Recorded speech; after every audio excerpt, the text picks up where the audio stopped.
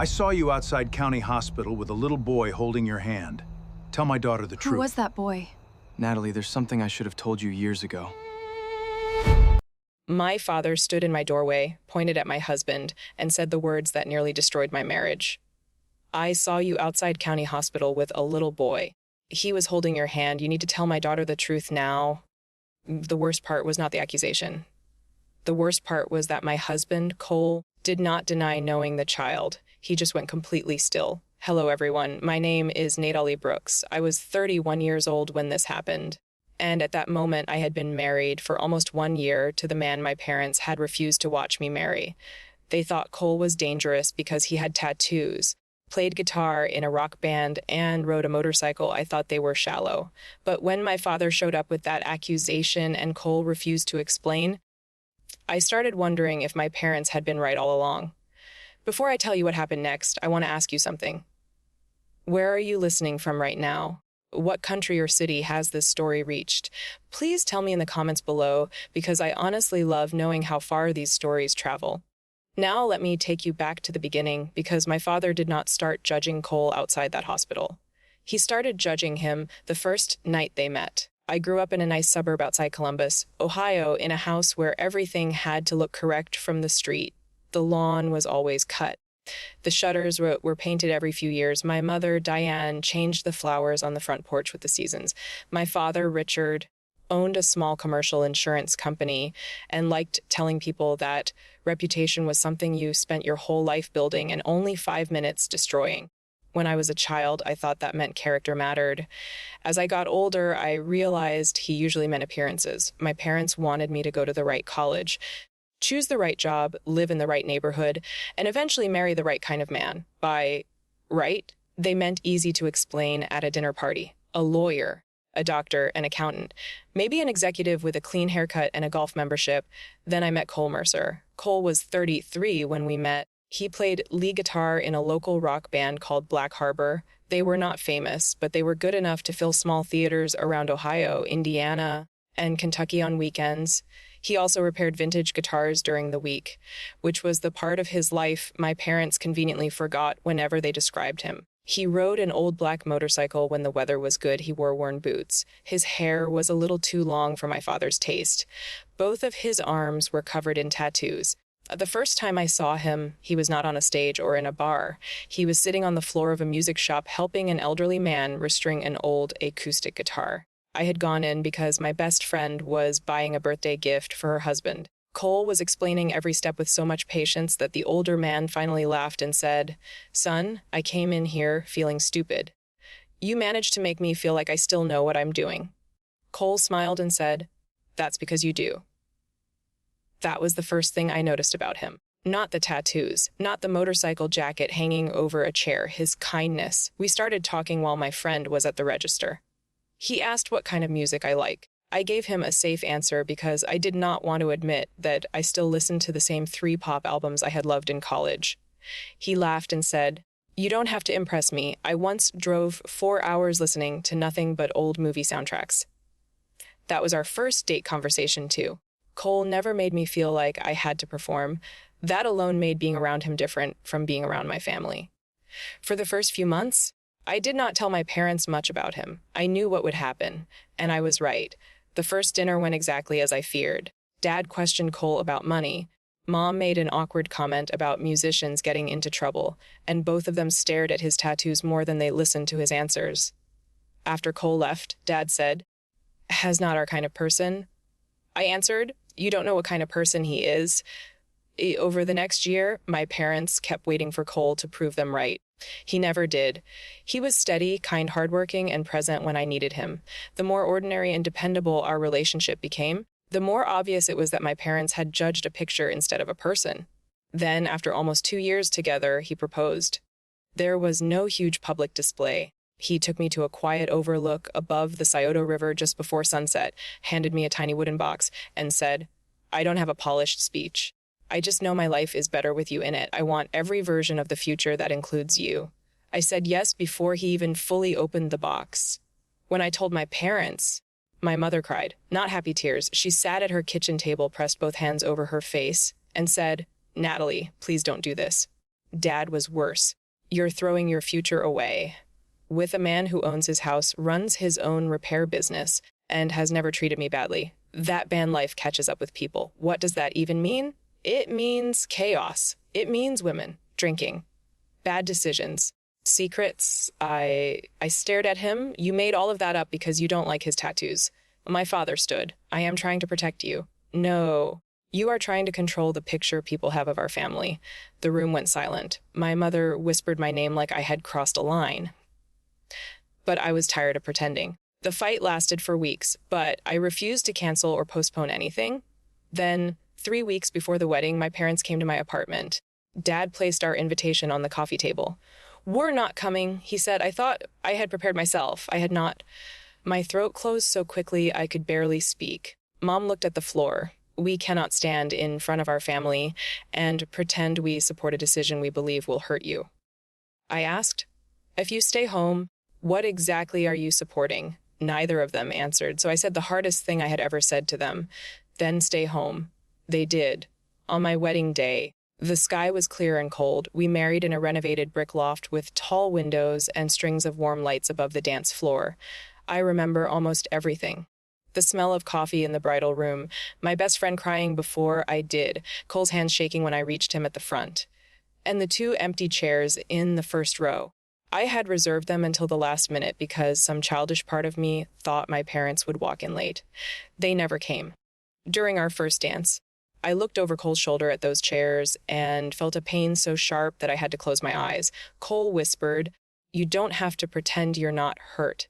I said, "I don't want them to ruin this." He answered, "Then don't give them the power." That became our marriage in one sentence. For almost a year, we built a peaceful life.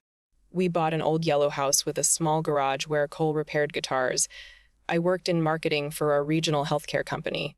His band played 2 or 3 weekends a month, but he was home more often than my father ever believed. We cooked together. We argued about laundry. We watched terrible reality shows on Sunday nights and pretended we hated them. My relationship with my parents was almost non-existent. Mom sent birthday cards. Dad sent short texts on holidays. I answered politely but briefly. I kept hoping they would eventually realize that I was happy. Then, 11 months after the wedding, my father knocked on our door.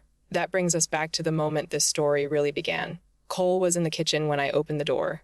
Dad did not hug me. He did not apologize. He looked past me and said, "Is he here?" My stomach dropped. "Why? I need to talk to him?" Cole heard us and stepped into the hallway. He was wearing an old gray t-shirt and his tattooed arms were fully visible. My father's eyes moved over them before settling on his face. "I saw you," Dad said. Cole frowned slightly. "We're outside County Hospital. Tuesday morning.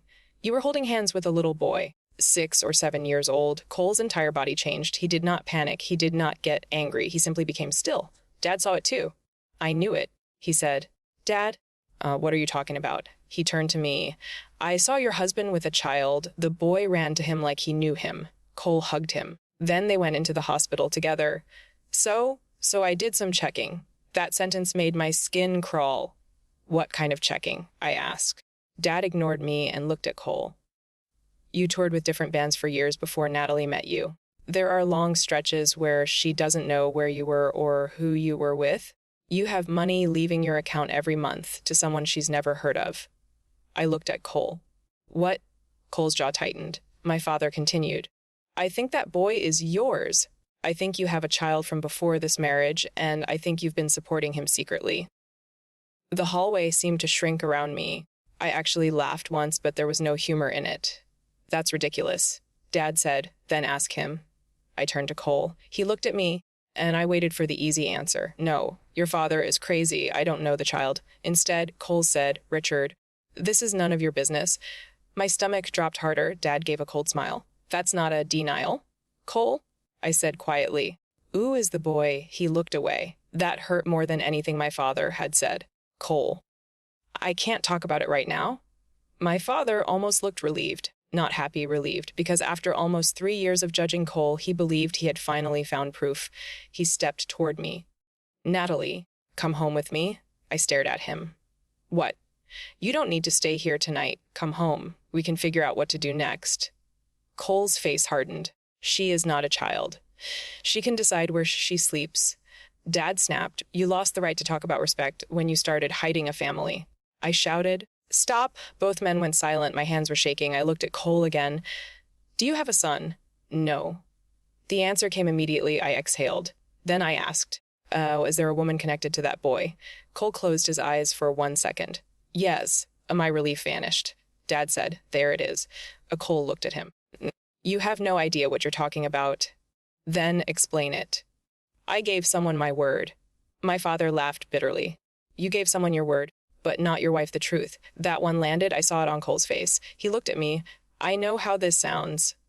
Do you? I asked. Wes. Then tell me enough to stop it from sounding that way. His voice dropped. I can't. Not yet. I felt something crack inside me. Dad adjusted his coat. When you're ready to admit I was right, call me. Then he walked out. I did not call him. But for the first time in my marriage, I also did not know what to say to my husband. Cole and I stood in the hallway for a long time. Finally, I said, you need to tell me what just happened. He rubbed both hands over his face. I'm trying to protect someone? Oh, I can't say. The boy in danger. As the woman an ex? No. Did you ever sleep with her? No. That answer was immediate too. Then why are you acting like this? Cole looked at me with an expression I had never seen before. Not guilt. Grief, he said. Because the truth belongs to someone who is very sick, and I promised I would not tell her story without permission. He said he had errands. I watched his motorcycle disappear down the street and immediately wondered if he was going to the hospital. That afternoon, I checked our bank account. I hated myself for doing it. My father had mentioned money. There it was.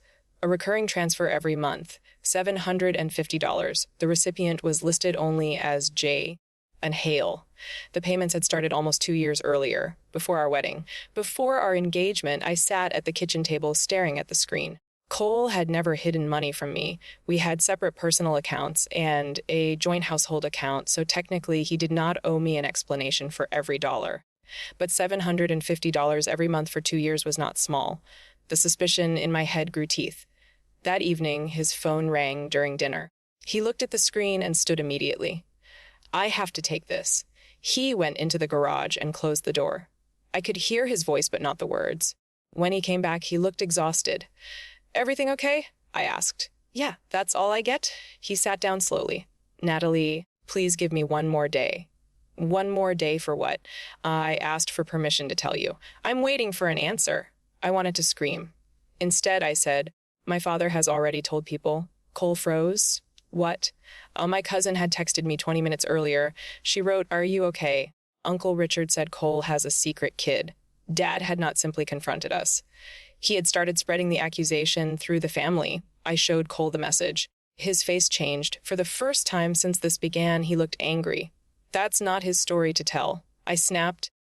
Apparently it isn't mine either. The words hit him. He nodded once. You're right. Then he stood and went outside. That night I barely slept. I kept remembering the 2 empty chairs at our wedding. My parents had been so certain. What if the worst part was that they had been cruel but correct? What if love had made me ignore something obvious? By the next morning, I had decided I could not wait. Cole picked up his keys around 8. I need to go out for a while, he said. Hospital. He looked at me. Yes. Can I come? His hesitation was all I needed. Not yet, he said. So I did something I am not proud of. I followed him. I waited until his motorcycle turned at the end of the street, then got into my car and stayed several vehicles behind. For 20 minutes, I told myself I could turn around. I did not. Then I recognized the road. County Hospital. My father had been right about that part.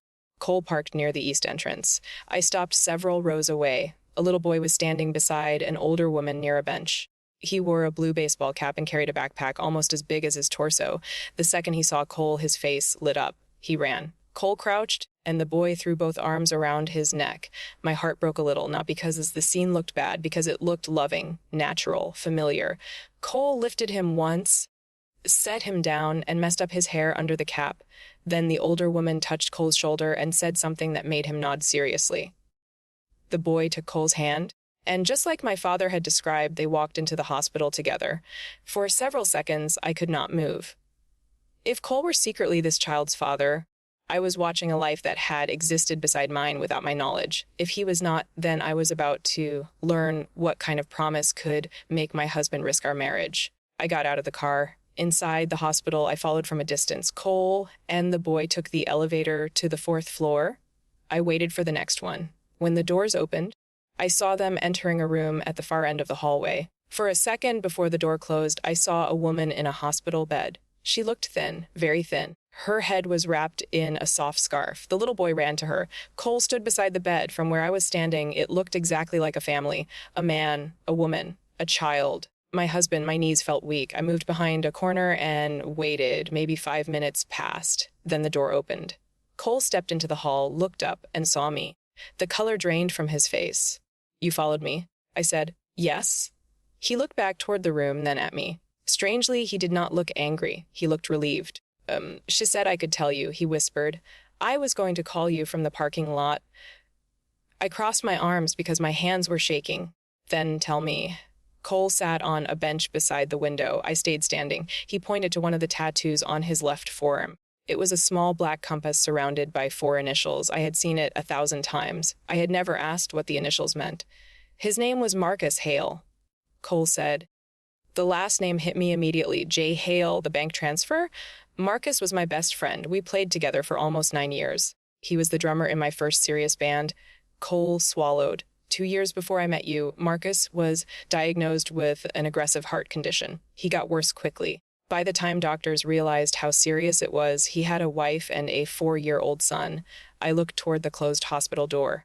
The boy, Eli, and the woman, Jenna, Marcus's wife. I sat down slowly. Cole continued. "Marcus died a little over 2 years ago." His voice changed when he said it. I finally understood the grief I had been seeing on his face. Before he died, he asked me to promise 2 things. First, that I would keep an eye on Eli. Second, that I would help Jenna if she ever needed it, but never make her feel like a charity case. I looked at him. "The $750. Cole nodded. "Part of it covers after school care and part helps with rent." "Why didn't you tell me?" "I should have told you I had a standing financial commitment before we married." "That part is on me. I convinced myself it was my personal account and my promise, so it was private. I was wrong." That honesty mattered. He was not pretending he had handled everything perfectly. Then he looked toward the room again. 6 months ago, Jenna was diagnosed with leukemia.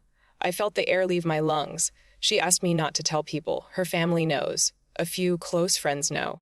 But she doesn't want Eli becoming the kid everyone whispers about. She's trying to keep his life normal while she goes through treatment. "Ed, you've been picking him up here?" "Sometimes. Jenna's mother brings him here after school. I take him for dinner, help with homework, or keep him overnight when Jenna is too sick." I whispered, "Why did you tell my father it was none of his business instead of telling him the boy wasn't yours?" "I did tell you I didn't have a son." "I know. But your dad wasn't asking because he cared about that child. He was asking because he wanted proof that I was exactly what he already believed I was. That hurt because it was true." Cole continued. "If I told him Jenna's name, her illness, Marcus's death, the money, all of it, I would have protected my reputation by breaking a promise to a sick woman. I couldn't do that." I stared at his hands. "What about me?" His face softened. "That's where I failed." He looked me directly in the eye. "There, I should have trusted you with enough of the truth to protect our marriage without exposing Jenna. I was so focused on keeping my promise to Marcus that I forgot I made promises to you too." I started crying then. Not dramatic sobbing, just tears I could not stop. I almost believed my father. Cole nodded. "I know. I followed you." "I know. I checked the bank account. I figured you would." I laughed through the tears. "That's not helping." He smiled sadly. Then the hospital room door opened. The little boy, Eli, stepped out. He looked at me, then at Cole. "Is that Natalie?" he asked. I froze. Cole looked embarrassed. "Yes," Eli smiled.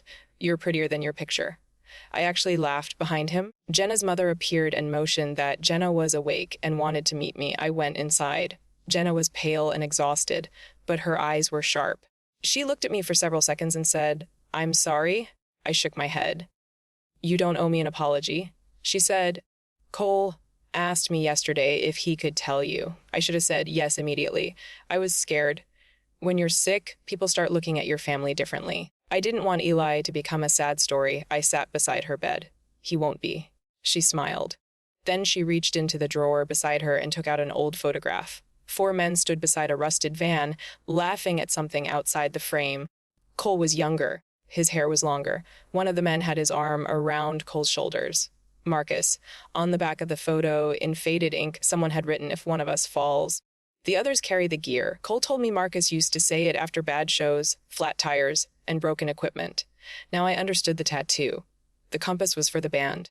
The initials were for the 4 men. One set belonged to Marcus. All those tattoos my parents had used as evidence of bad character included a memorial to a dead friend whose family Cole had quietly supported for years. The truth was almost painfully opposite from the story my father had invented. But we were not finished, because my father had already told the family that Cole had a secret child. And that afternoon I learned how far he had gone. My aunt called while I was still at the hospital. "Natalie," she said carefully, "your father wants everyone at the house Sunday. He says you may need support." Support for what? There was a pause. For leaving Cole, and my father had planned an intervention. He had invited my mother, my aunt and uncle, 2 cousins, and my older brother, who lived 3 hours away. He had told them I was probably too ashamed to admit what had happened. He had turned a suspicion into a family verdict before I even knew the truth. Something inside me became very calm. I told my aunt, "I'll be there Sunday." Then I called my father. He answered on the second ring. "Natalie, I heard about Sunday." His voice softened in a way that almost made me angry. "You don't have to handle this alone." I said, "Good. Then don't cancel it." He misunderstood completely. "All right, we'll help you figure out next steps." I said, "I'll see you Sunday." I did not tell him what I had learned. Cole asked me if I was sure. I said yes. My father had made this public. The correction would be public too. Sunday afternoon, Cole and I drove to my parents' house together. I wore the same simple blue dress I had worn to my rehearsal dinner the night before our wedding. Cole wore black jeans and a dark button-down shirt with the sleeves rolled up. His tattoos were visible. I wanted them visible. When my mother opened the door and saw him standing beside me, her face changed. "Natalie, why is he here?" "Because you invited the subject of the meeting." Dad appeared behind her. "This is for family?" I looked at him. "He is my family." That sentence landed differently now. We walked inside. Everyone was already in the living room. My aunt looked uncomfortable.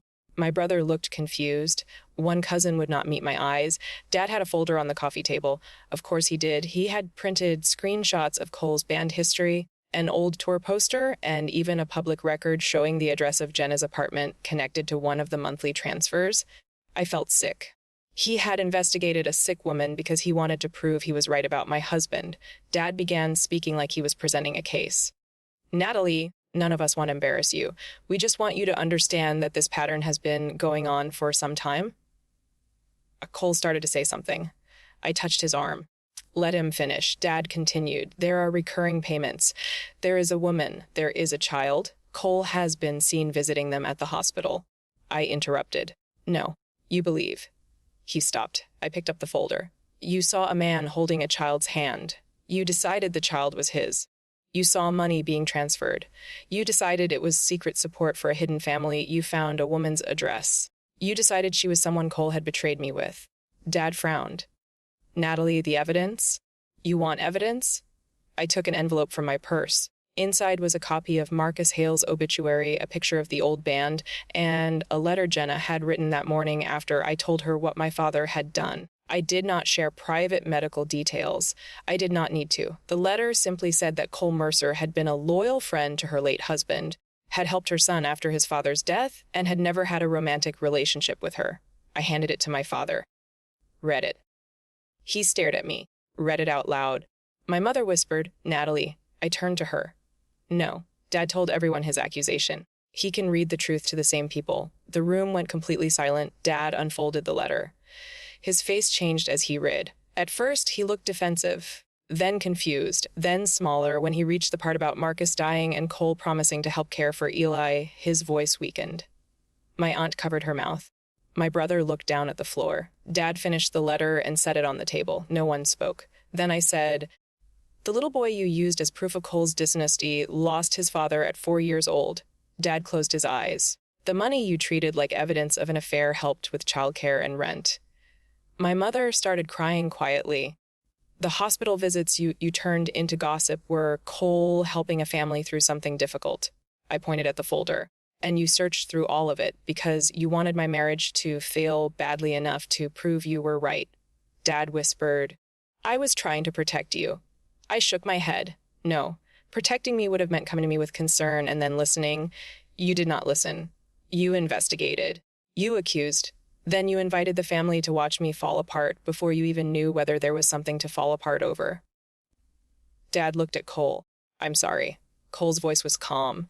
You owe Natalie more than you owe me. That surprised everyone. Cole continued. You missed her wedding because of what you thought I looked like. Then you waited almost a year for evidence that she had made a mistake. Do you understand what that did to her? My father looked at me. For the first time, I think he really did. I reached into my purse again and took out one more thing. A photograph from our wedding. It showed Cole and me at the front of the room, and behind us, in the first row, 2 empty chairs. I placed it on the coffee table beside Dad's folder. You wanted proof that your judgment had consequences, I said. Here it is. My mother broke down. Dad stared at the photograph for a long time. Then I gave my father one condition. You told this story publicly. You correct it publicly? He nodded immediately. I said, not later. Now, he looked surprised. I handed him his phone. He opened the same family group chat where he had implied Cole was hiding a child. In front of everyone, he typed a message admitting he had been wrong. He wrote that the child was the son of Cole's late friend, that Cole had been helping the family, and that his assumptions had been based on prejudice rather than facts. Then I made him add one more sentence. I judged Cole by his appearance and missed my daughter's wedding because of it. His hands paused over the screen. Then he typed it. He pressed send. That was my revenge, not humiliating him for entertainment, not destroying his life, making him take responsibility in the same place where he had spread the damage. After that, Cole and I left. My mother followed us to the porch. She begged me not to cut them out forever. I said, I'm not making forever decisions today, but I need distance. For the next 4 months, I did not visit. I answered occasional texts, but I stopped carrying their guilt for them. Something unexpected happened during that time. My father changed, not overnight, not dramatically, slowly. He stopped sending explanations and started sending apologies. He apologized for the wedding. He apologized for the hospital accusation. He apologized for searching into Jenna's life. Then one day, he asked Cole if he could come to the guitar workshop. Cole asked me what I thought. I said, only if you want him there. Cole agreed. Dad spent nearly 3 hours watching Cole repair a 1960s Gibson guitar for a customer. For once, he asked questions without trying to prove anything. Later, Cole told me my father had stared at the compass tattoo on his forearm and finally asked what it meant. Cole told him about Marcus. Dad cried. I did not see it, but Cole did. A month later, my parents invited us to dinner. This time, there were no interviews, no questions about money, no comments about motorcycles. My father poured Cole coffee after dinner and said, I spent a lot of years thinking respectability meant looking a certain way. I'm embarrassed by how long it took me to learn that character is what someone does when nobody is watching. Cole looked at me before he answered. Then he said, that's a better definition. We never became the perfect family my mother used to imagine. That was probably a good thing. Perfect families are usually just good at hiding their cracks. We became something more honest. My parents had to earn their way back into my life. Cole had to learn that protecting someone else's privacy did not mean shutting his wife out completely. And I had to admit that even though I had spent years rejecting my parents' judgment, their voices still lived inside my head strongly enough to make me doubt the man I loved. Jenna eventually completed treatment and went into remission. Eli is older now. He still calls Cole Uncle C every year on Marcus's birthday. They take an old guitar pick to the river overlook and leave it beneath a tree. The first year I joined them, Eli asked me if I knew his dad. I said, no. But I know he chose good friends. Cole looked away so Eli would not see his eyes fill with tears. And my father, he keeps our wedding picture in his office now. Not a cropped version, the whole photograph, including the 2 empty chairs. I once asked him why. He said, because I don't want to forget what certainty can cost. Before I end, here is the short summary of my story. My parents believed my tattooed rocker husband would ruin my future, so they skipped our wedding. Almost a year later, my father saw Cole outside a hospital with a little boy and decided he had finally found proof that Cole had a secret child. Cole's silence made me doubt him too, and I followed him to the hospital. There I learned the truth. The boy was the son of Cole's late best friend, and Cole had quietly kept a promise to help care for him and his sick mother. My father had mistaken loyalty for betrayal because he was still judging Cole by the image he had created in his own mind. When Dad spread the accusation through the family, I made him correct it publicly and face the damage his prejudice had caused. And what did I learn from all of this? I learned that appearances can make a convincing lie. A tattoo can look like rebellion when it is actually a memorial. A monthly payment can look like betrayal when it is really help. A man holding a child's hand can look like a secret father when he is actually keeping a promise to a dead friend. I also learned that trust does not mean ignoring questions. Cole should have told me enough to protect our marriage, and I should have asked for truth before letting fear write the ending for me. Most of all, I learned that people who judge quickly often confuse certainty with wisdom. They are not the same thing. My parents once left 2 empty chairs at my wedding because they believed they knew what kind of man Cole was. A year later, the truth forced them to see what I had seen from the beginning. His tattoos were visible. His character was not. And that is the part they should have looked for first. Thank you so much for watching and listening to my story. If it made you think about someone you may have judged too quickly, please like this video and leave a comment. And tell me again where you're listening from, because I would truly love to know how far this story has traveled. I'll leave you with the line I wish my parents had understood before they missed the most important day of my life. Never judge a person by the story you can see on their skin, because the truth of who they are is written in what they do when no one is watching.